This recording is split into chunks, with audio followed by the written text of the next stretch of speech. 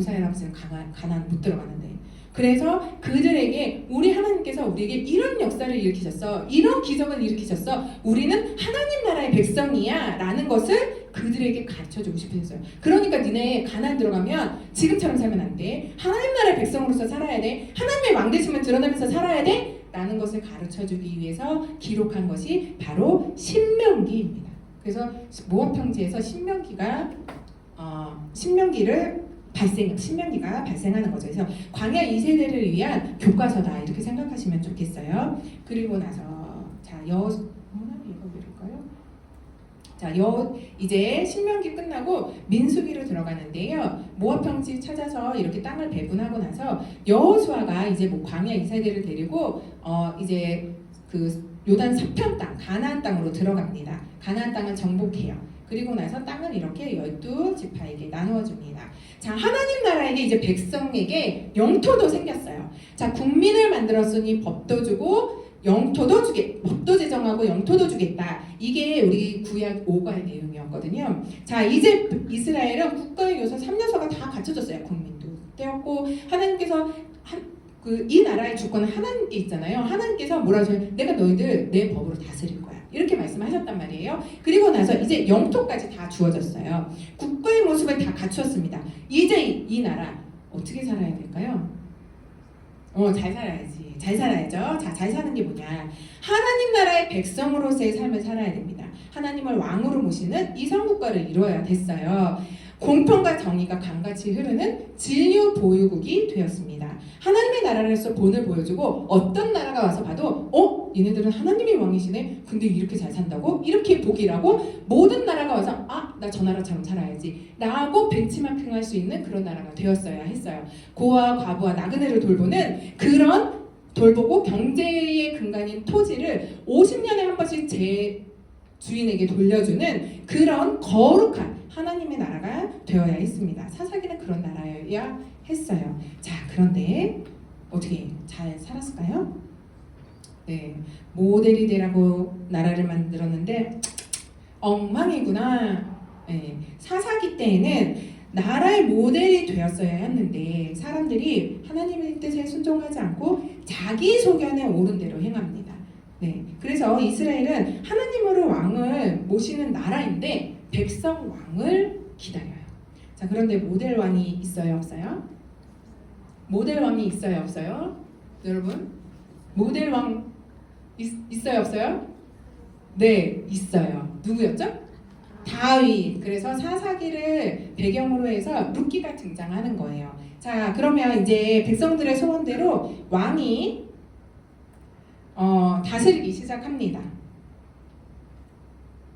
자, 1대왕 사울왕이에요. 사울왕이 통치하고요. 그리고 다윗이 등장을 하는데요. 다윗은 먼저 전체를 먼저 다스렸던 건 아니고 헤브론이라는 곳에서 먼저 남유다의 왕으로 시작을 합니다. 그리고 나서 전체 통일 이스라엘의 왕으로 등극을 하게 되죠. 자, 사울이 죽은 후에 이제 통일 왕국의 왕이 되는 거예요.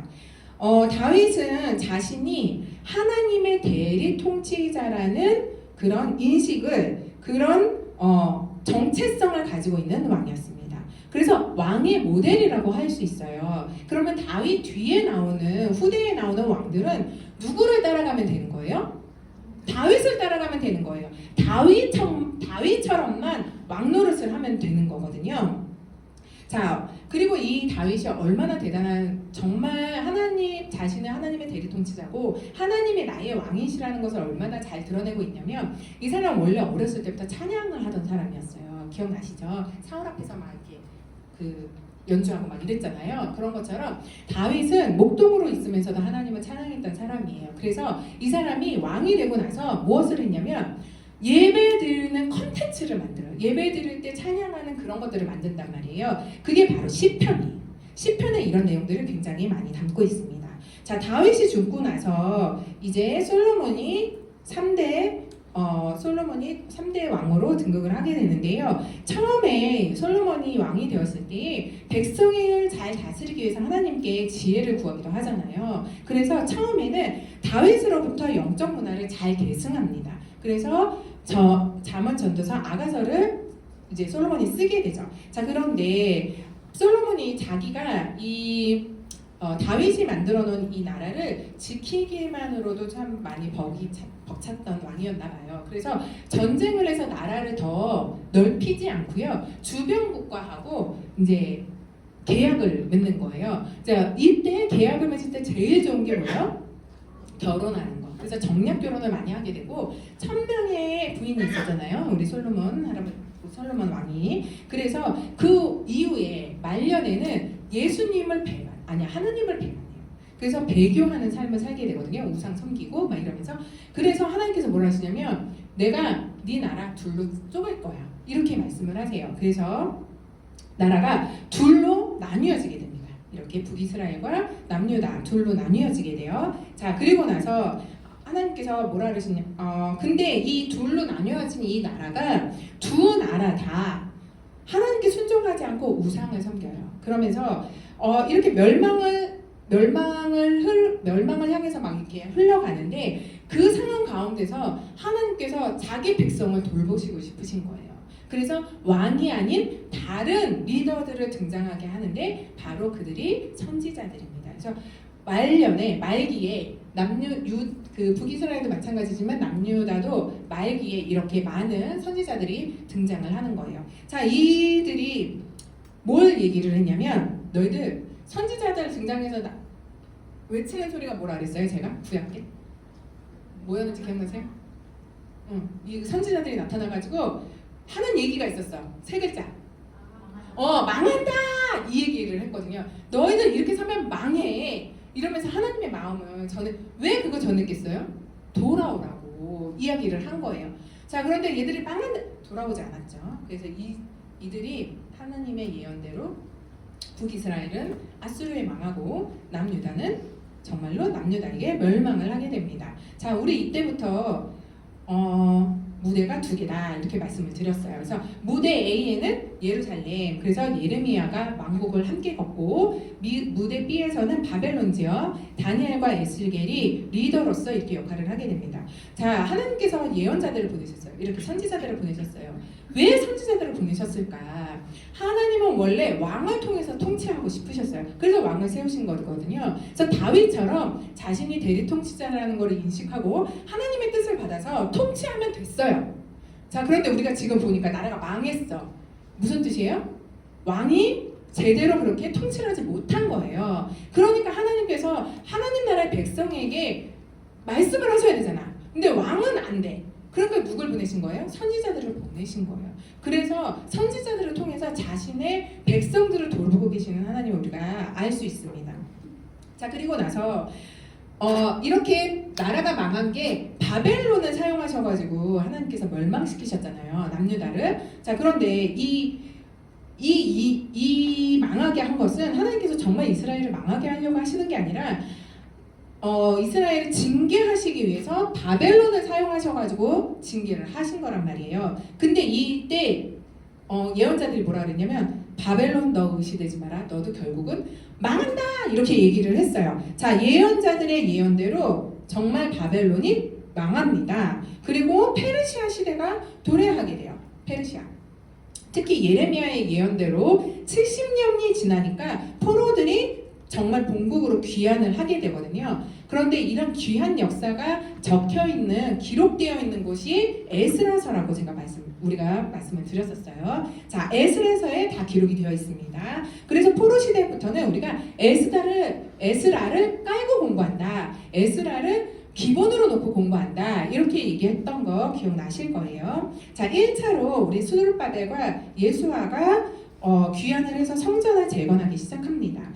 성전을 지어야 우리가 하나님 왕대심을 그 안에서 높일 수 있잖아요. 그래서 성전을 짓고 있는데 이게 주의국가 사마리아의 방해로 인해서 중단되게 되죠. 그때 학기야하고 스가랴가 등장해가지고 성전을 재건을 독려합니다. 그래서 이제 성전이 재건이 돼요. 그리고 나서 한 30-40년 정도 지나다가 무대 B 페르시아에서 유대인을 말살하려는 음모가 일어납니다. 그래가지고 그때 황후였던 에스더가 죽으면 죽으리라 등장해가지고 유대인을 구출하는 그런 이야기가 있어요. 그리고 한 30-40년 더 지나서 에스라라는 사람이 무대 뒤에서 등장합니다. 그래서 이 에스라라는 사람이 2차로 이제 황제의 재정을 하사받아가지고 2차로 돌아오게 돼요. 그래서 2차로 돌아오면서 이 사람들을 교육시켜요. 공부시켜요. 우리나라가 어떤 나라인가 정체성을 알려주기 위해서 우리는 하나님의 백성이야 라는 걸 알려주고 싶어서 공부를 시키거든요. 이스라엘 백성을. 그 공부한 내용이 바로 역대상하입니다. 역대상하. 자, 우리 구약할 때 마지막과 12과 제목 중에 앞쪽이 예루살렘은 재건되고 성경 공부 부흥이 일어나는 것을 보라였거든요. 그래서 이렇게 성경 공부 부흥이 일어나기 시작해요. 그리고 나서 3차로 느헤미야가 총독으로 다시 예루살렘으로 돌아오게 됩니다. 그래서 성벽 세우고 그리고 그 에스라랑 같이 이제 이 포로 귀한 백성들을 가르치고 또 사회 개혁을 일으키고 합니다. 자, 에스라하고 느헤미야가 이렇게 애쓰면서 공부도 시키고 사회 개혁도 하고 막 이랬는데 그랬음에도 불구하고 나라의 문제가 되게 많았던 것 같아요. 특히 성전에서 그 성전을 돌보는 레위인들, 지도자들 이런 사람들이 굉장히 많이 타락했었던 것으로 보여집니다. 그래서 말라기에 보면 병든 원래 제사할 때 흠없는 그 동물을 바쳐야 되는데 막 병든 애들 데려가가지고 제사 지내고 막 이러잖아요. 그래서 하나님께서 말라기에 누가 성전문을 닫아버렸으면 좋겠다 이런 말씀을 하시거든요. 니들 오는 거 반갑지 않다 이거죠. 그래서 그런데 이런 환경 가운데 말라기가 말씀을 받는데 뭐라고 받냐면 내가 너희들 보니까 내가 너희들하고 이렇게 끊어져서 내가 너희들이랑 다시 연합하는 방법을 알려줬는데 너희들 그것도 제대로 지키지를 못하는구나. 내가 너희들 보니까 너희들에게는 소망이 없다. 그러시면서 내가 너희에게 메시아를 보내겠다. 이렇게 말씀하세요. 그러면서 크고 두려운 여호와의 날이 임할 거야. 라고 이제 예언을 주신 거죠. 그러면서 그 날이 이르기 전에 내가 엘리야를 보낼 거야. 이렇게 말씀하세요. 그러니까 엘리야가 먼저 와서 회개의 메시지 그리고 메시아의 길을 예비하는 일을 하게 될 것이다. 이러면서 구약은 그래서 엘리야를 기다리며 막을 내리게 됩니다. 하나님 나라가 가까이 올 것 같은 예감이 들지 않는가? 이러면서 자 신약의 도래를 기다리면서 구약이 끝이 남았습니다. 우리 여기서 한번 구약 정리해 볼게요. 자 창조의 민수 사사만 대라는 자 이거 다이어그램 이것만 알고 계셔도 여러분 구약의 스토리를 우리가 어느 정도 알 수 있어요. 그래서 11페이지 보시면 한눈에 보는 창조의 민수 사사만 대라는 있습니다. 그거 1분 드릴게요. 한번 기록을 좀 해보시면 좋겠습니다.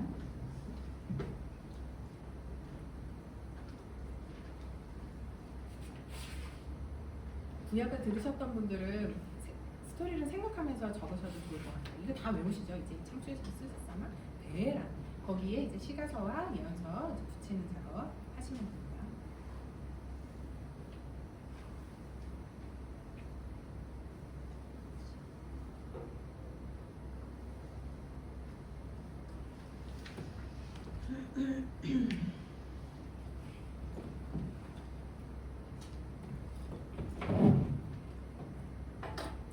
기록하셨죠? 자, 11페이지 이제 우리가 볼 텐데, 자, 구약이 좀 이제 정리가 되셨나요, 여러분? 들으셨던 분들은 좀 정리가 좀 되시죠? 아마 처음 듣는 분들은 내용이 조금 어려우셨을 수도 있어요. 네, 내년에 구약 시간 때 꼭 뵙겠습니다. 자, 이제 우리가 이제 신약을 읽어 나갈 텐데 우리가 아까 스카치 테이프에서 읽은 것처럼 신약을 읽으려면 신구약 중간시대 400년을 이해해야 한다 이렇게 했어요. 자, 그러면 우리가 지금까지 구약을 쭉 훑어봤는데 이 구약을 어떻게 신구약 시대하고 연결시켜야 하냐는 거예요. 자, 우리 지금 구약 마지막에 와 있습니다. 여러분 기억나시죠? 자, 우리 뿅 가가지고 지금 구약 마지막에 와 있는 거예요. 자, 현재 이스라엘이라는 나라는 망했어요. 자, 여러분 포로로 갔다가 돌아왔지만 유형국가 이스라엘은 없습니다. 현재 그 나라에 돌아왔다고 해서 나라가 회복됐구나 이렇게 생각하시면 안 돼요. 여러분 지금 나라는 없어요.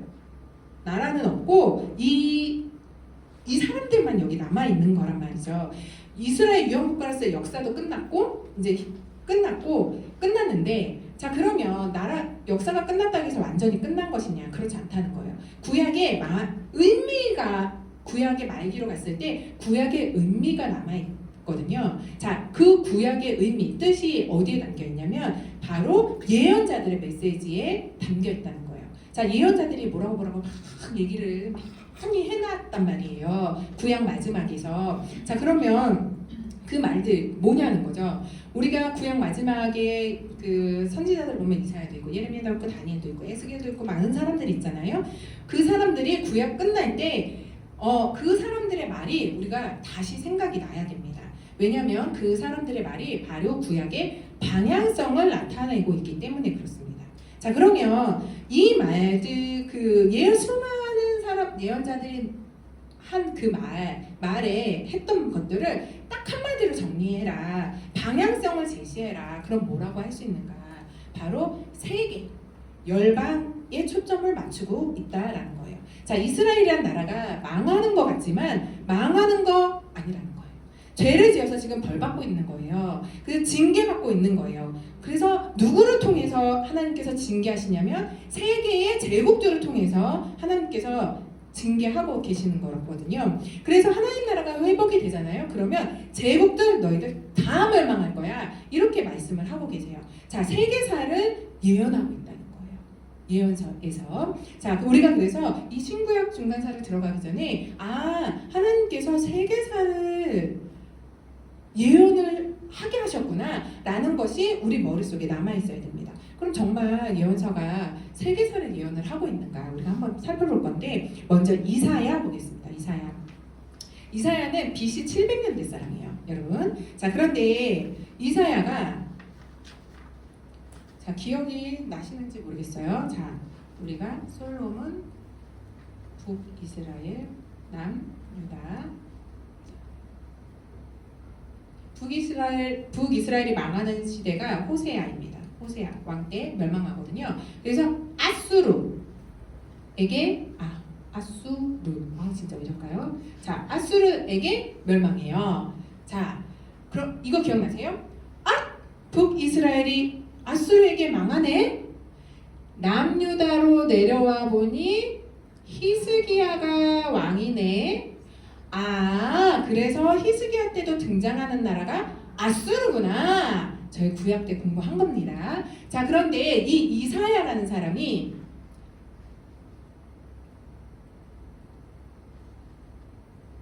히스기야 왕 때 활동을 했거든요. 자, 그러면 이 사람 눈을 보세요. 남북 이스라엘이 멸망하는 걸 봤어요. 그쵸? 봤단 말이에요. 그리고 이 사람이 문하세 왕이 통치를 하던 그때까지 활동을 하거든요. 자, 문하세가 50년 넘게 남유다를 통치하는데요. 이 문하세 아합 못지않은 아주 악독한 왕이었어요. 자, 그러니까 이 사람이 이렇게 이사야가 보니까 북이스라엘이 왜 망했어요? 하나님께 순종하지 않고 우상 섬기다가 망했잖아요.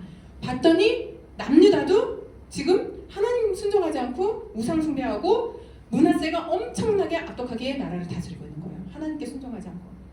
이 나라도 망하겠구나 이런 생각이 들겠죠. 자, 그래서 이 상황을 놓고 사회상을 놓고 기도하는 거예요, 하나님 앞에.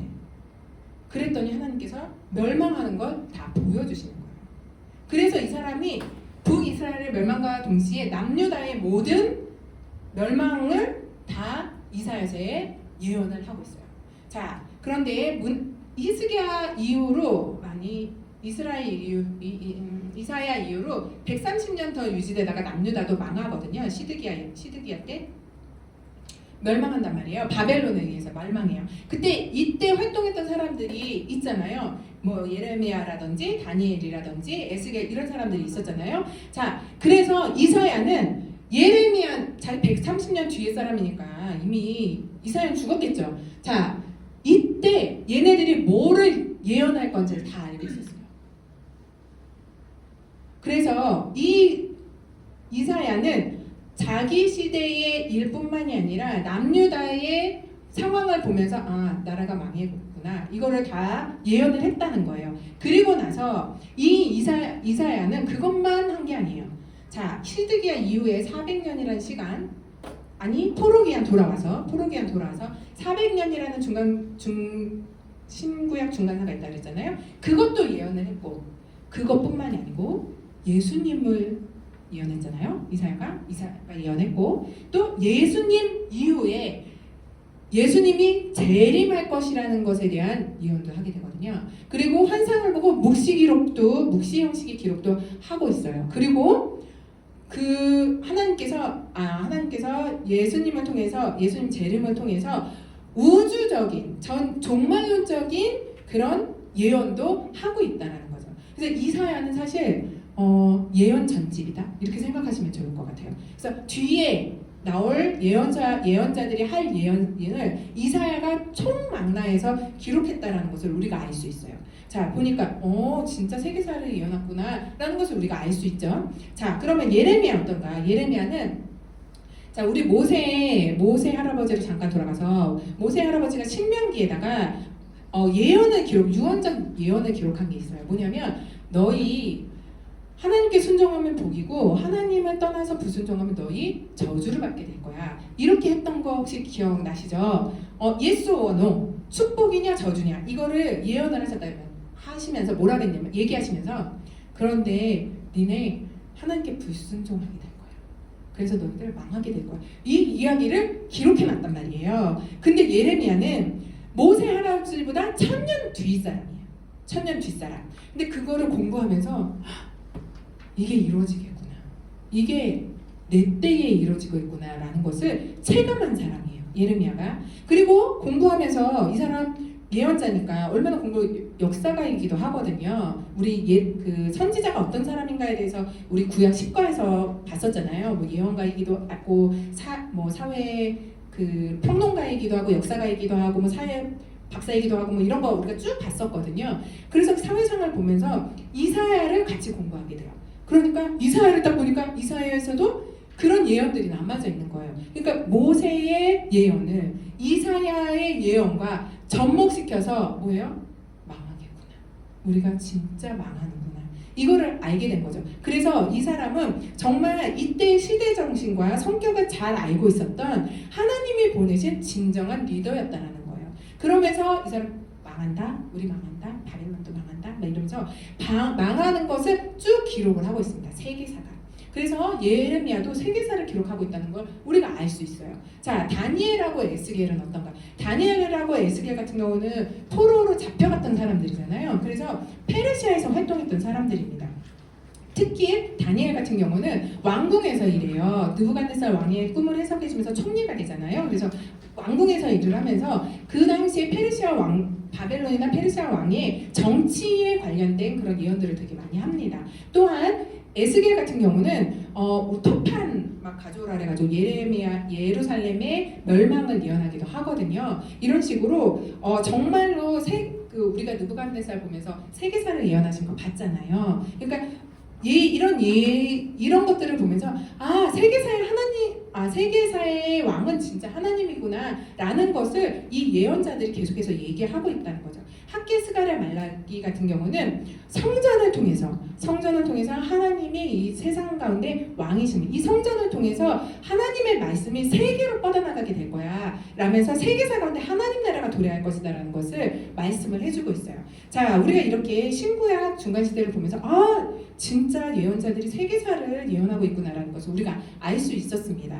그런데 자, 우리가 신구약 중간사를 넘어가면서 이제 신구약 중간사를 들어갈 텐데 그러면 신구약 중간사 400년이라는 시간이 있다는데 이걸 무슨 관점으로 보겠냐는 거예요. 어떤 사람은 그걸 왕사로 볼 수도 있고 뭐 다른 이야기로 막 볼 수도 있잖아요. 세계사가 어떻게 흘러가는지. 그런데 우리는 성경 공부를 하면서 이걸 어떤 관점으로 보냐는 거예요. 첫 번째는 예언자들이 세계사를 예언하고 있다고 우리가 공부했잖아요. 그러면 진짜 세계사가 하나님이 예언자들을 통해서 예언하신 말씀대로 흘러가는가? 이거를 봐야 된다는 거예요. 자, 그래야 우리도 세계사의 왕은 하나님이야 라고 자신 있게 얘기할 수 있잖아요. 그래서 우리가 한번 그걸